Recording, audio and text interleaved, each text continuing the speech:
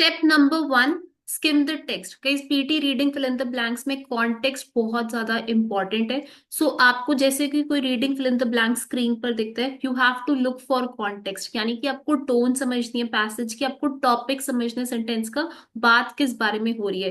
For example, अगर passage environment के बारे में है तो टॉपिक रिलेटेड वोकैबुलरी जैसे क्लाइमेट, नेचर, ऐसे वर्ड्स यूज होंगे। स्क्रीन पे एक एग्जाम्पल है, इसको समझते हैं। The rise of digital technology has transformed the way we communicate. Now first line को जैसे हम रीड करें, फर्स्ट लाइन बात कर रही है राइज ऑफ डिजिटल टेक्नोलॉजी, यानी कि टॉपिक सेंटेंस क्या है, डिजिटल टेक्नोलॉजी।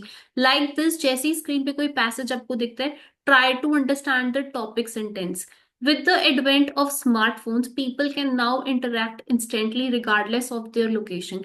लाइन टू में हम बात करिए example of digital technology, that is smartphones. So as soon as you see a passage, step number one हमको फॉलो करना है, that is skim the text, look for context, बात किस बारे में हो रही है।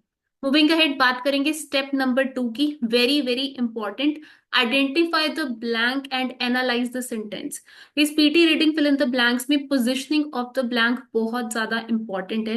You have to read around the blank and determine which part of speech is missing. जैसे एग्जाम्पल मैं आपको स्क्रीन पे दिखा रही हूँ, the dash of the project was delayed. Dash of the कोई चीज हो सकती है, यानी कि noun, name of a place, person और thing.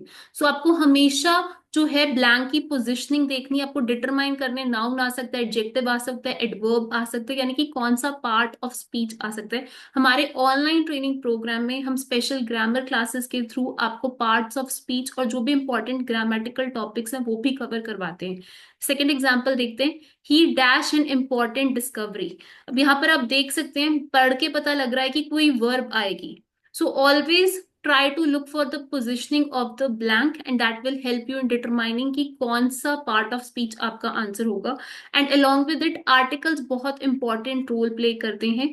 so check the blank positioning before and after क्या given है।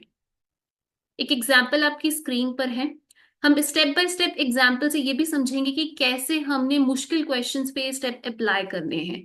अब देखिए, in an attempt to dash the product's appeal, the marketing team launched a new advertising campaign.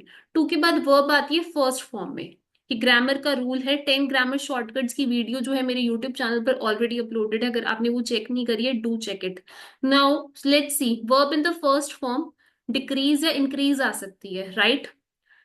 In an attempt to decrease products appeal, अगर हम कोई campaign launch करें तो increase will make sense, और also grammatically only increase make sense. So again blank की positioning हमने determine करी,